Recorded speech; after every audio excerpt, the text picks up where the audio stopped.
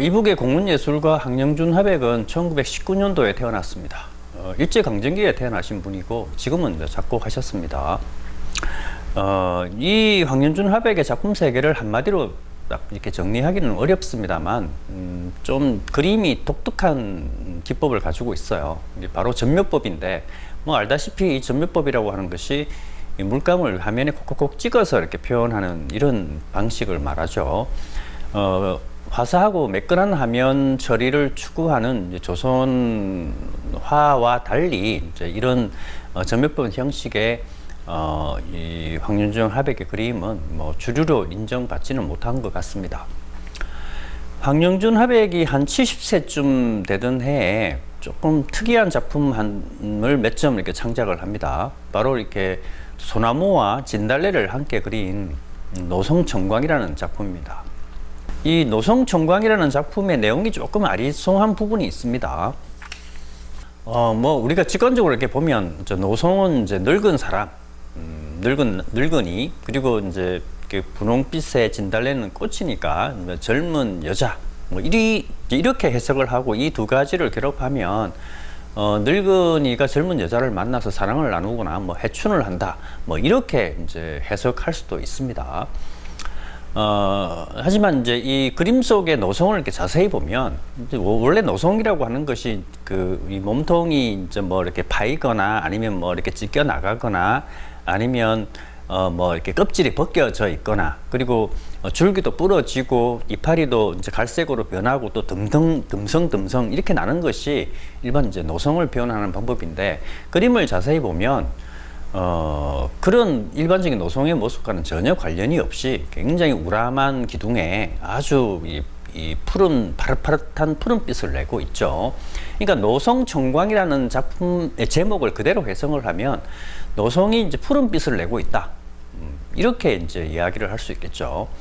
얼핏 이제 이것을 다르게 해석하면 노성이라고 하는 것은 아무래도 이제 늙은 소나무의 표현이다 보니까 이제 오래된 역사, 과거의 측면이 좀 있고요.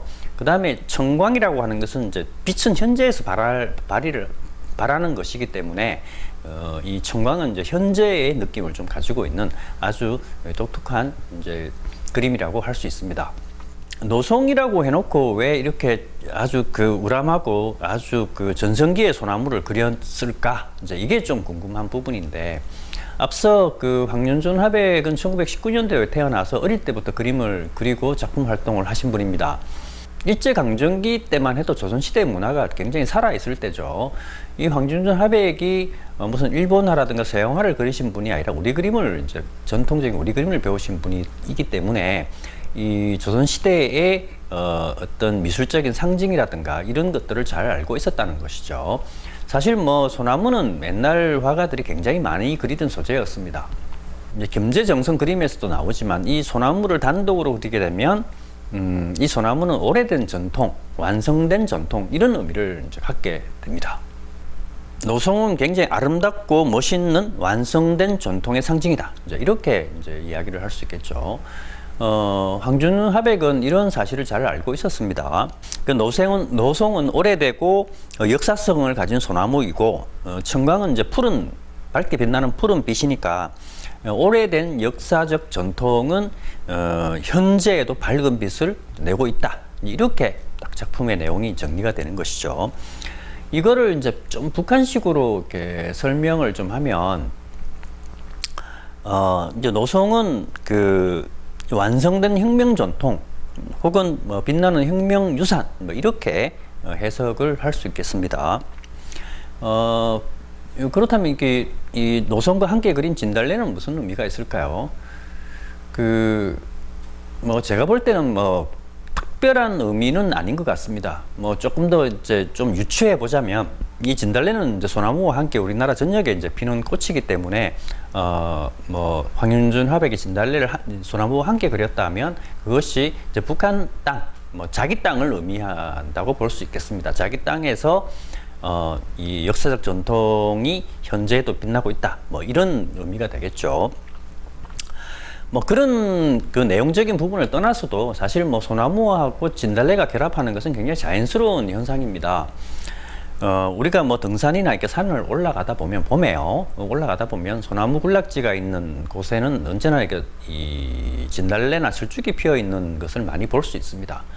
이 소나무는 좀 특별한 그 어떤 요소들을 이제 분비한다고 하는데, 이 소나무 이파리나 뿌리에서 타감 작용을 하는 이제 갈로토닉이라고 하는 이 천연 제초제를 이제 분비를 한다고 해서 이 소나무 군락지에는 이 진달래나 철쭉 정도 외에는 다른 식물들은 잘 못 자란다고 하죠. 그러다 보니까 아무래도 소나무와 진달래의 조합이 굉장히 자연스러울 수밖에 없었고, 이런 자연스러운 부분을 실제로 경험하고 눈으로 봤기 때문에 이제 그림으로 표현하지 않았을까, 이렇게 생각을 합니다.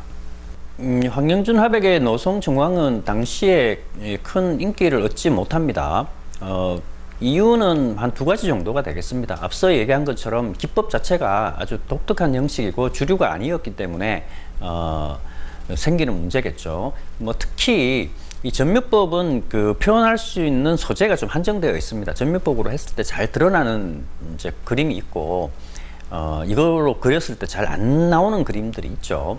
이 소나무와 이 진달래는 전묘법으로 표현했을 때 이렇게 느낌이 썩 이렇게 좋다고 볼 수는 없습니다. 이제 그런 측면이 이제 하나가 있고요.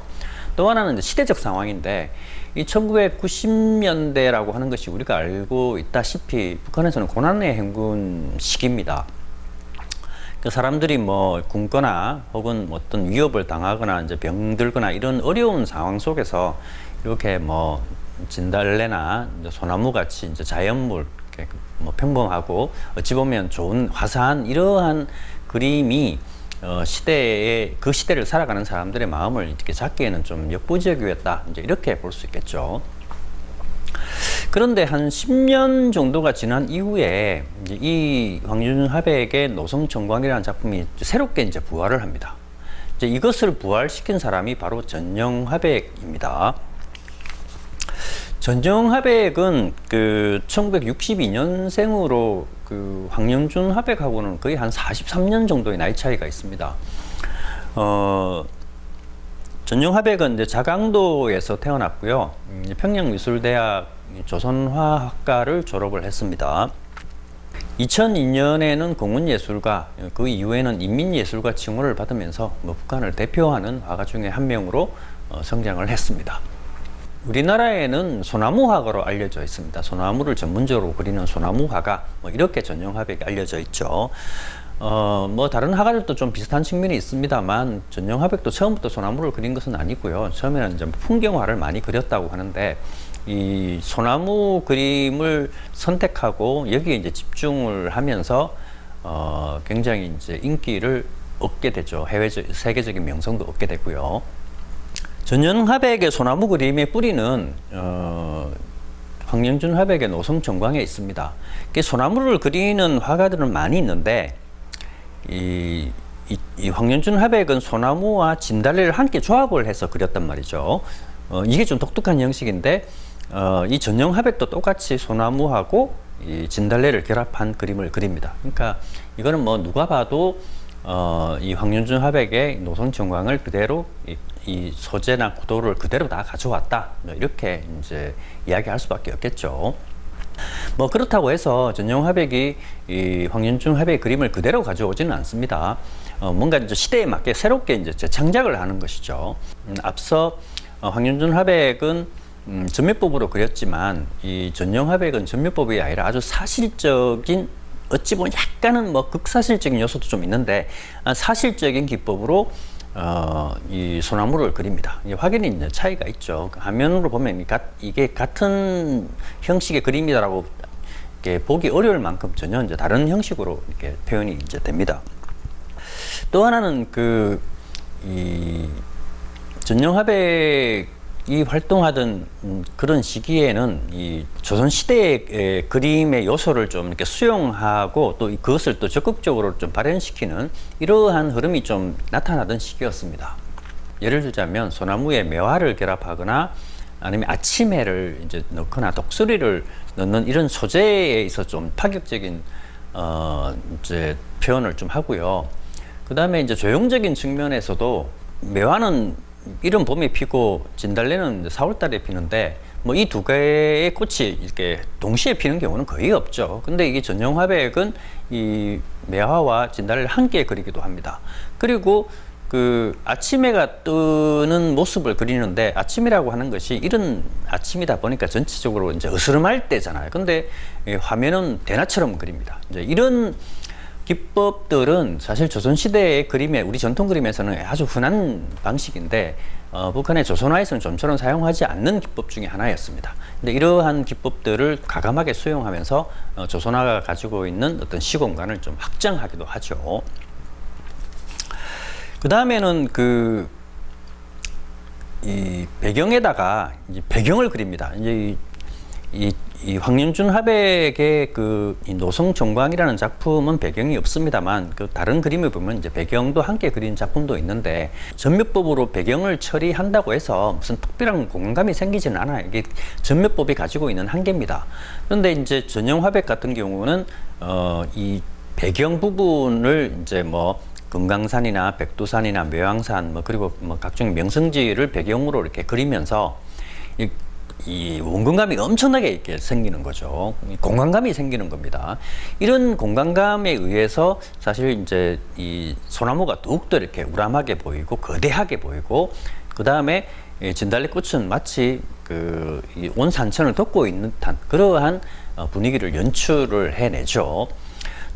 가끔 이제 그림 속에는 그 배경 부분에 이 수묵화와 결합을 하기도 합니다. 그러니까 엄밀히 따지면 채색화와 수묵화는 다른 거잖아요. 수묵화는 흑백 그림이고 채색화는 이제 전형색을 사용하는 건데 이 두 가지가 잘 결합이 안 돼요. 전형화백은 이 채색화와 수묵화의 요소를 결합을 해서 그림을 좀 더 이렇게 넓게 확장하고자 하는 그러한 기법적인 어떤 시도 이런 것도 이제 이 소나무 그림에다가 이제 적용을 시켜내는 것이죠. 전형화백의 소나무 그림은 사실 이렇게 꼼꼼하게 살펴보면 굉장히 복잡한 이론적인 내용들이나 상징 체계를 사용을 합니다. 그런데 뭐 일반 사람들이 그렇게까지 깊은 내용을 알 수도 없고 또 별로 그렇게 중요하지 않죠. 그림은 직관적으로 수용되는 게 중요합니다. 전형화백의 소나무 그림의 장점이라고 하면 일단 굉장한 든든함을 줍니다. 볼 때 안정감을 느낀다는 것이죠. 이 소나무라고 하는 것이 진달래나 소나무는 사실 북한 전역에 피는 뭐 우리나라도 물론 마찬가지지만 우리나라 전역에 피는 꽃과 나무이고 이런 거대한 소나무가 아주 밝은 빛을 내면서 딱 그 자리에 딱 이렇게 버티고 있는 것이죠. 그리고 그 배경으로 이렇게 멀리 온 산천이 이렇게 보입니다. 이제 이런 느낌은 뭐냐면 어떤 어려움에도 변치 않고 흔들리지 않는 그러한 어떤 중심을 딱 잡고 있다. 그래서 이제 그걸 보면 이제 마음의 안정감, 든든함 이런 것을 느끼게 한다는 이야기입니다. 이것이 이제 전형화백의 소나무 그림이 가지고 있는 가장 특징이다. 뭐 이렇게 이야기할 수 있겠습니다.